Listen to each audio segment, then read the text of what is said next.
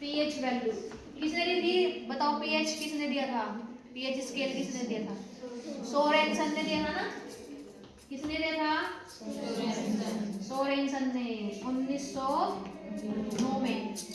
और उसने कंसंट्रेशन बताई थी किसकी? हाइड्रोजन आयन की और हाइड्रोक्साइड आयन की। हाइड्रोजन आयन की किसके लिए होती है? एसिड के लिए, ठीक है, उसको हाइड्रोनियम आयन भी कहते हैं। और हाइड्रोक्साइड आयन किसके लिए होता है? बेस के लिए। तो अगर किसी की पीएच वैल्यू 0 to 2 है तो इसका मतलब क्या होगा? वो एक स्ट्रॉन्ग एसिड होगा।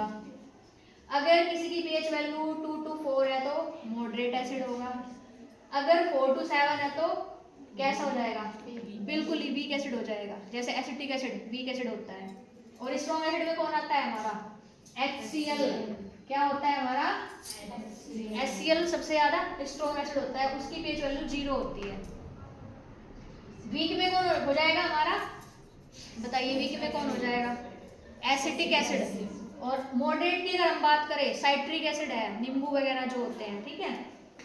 अब आगे देखिए 7 to अगर 10 है तो वो हो जाएगा वीक बेस या वीक बेसिक नेचर का हो जाएगा।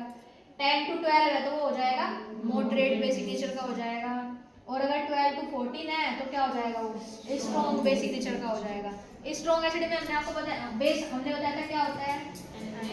NaOH यानी सोडियम हाइड्रोक्साइड स्ट्रॉन्ग बेस होता है, ठीक है। स्ट्रॉन्ग बेस और स्ट्रॉन्ग एसिड मिलकर के किसका फॉर्मेशन करते हैं? साल्ट का फॉर्मेशन करते हैं। और वो साल्ट है हम जो अपने घरों में यूज करते हैं, NaCl। वो स्ट्रॉन्ग एसिड और स्ट्रॉन्ग बेस से मिलकर बना है। अब मुझे ये बताइए, जो न्यूट्रल होता है, न्यूट्रल सॉल्यूशन होता है, उसकी पीएच वैल्यू क्या होती है? 7। बात समझ में आई? न्यूट्रल सॉल्यूशन की हो जाएगी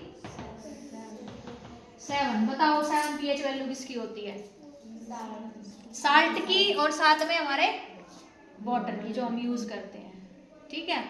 पानी जो होता है अपना वो भी न्यूट्रल होता है, बट वो एसिडिक भी हो सकता है और वो बेसिक नेचर का भी होता है, एम्फोटेरिक नेचर का होता है वो, क्योंकि हाइड्रोजन आयन भी देता है और हाइड्रोक्साइड आयन भी देता है वो डिसोसिएशन होने के बाद, ठीक है। तो जो प्योर वाटर है ना, प्योर वाटर, उसकी पीएच वैल्यू कितनी होती है? 7 होती है। बात समझ में आई?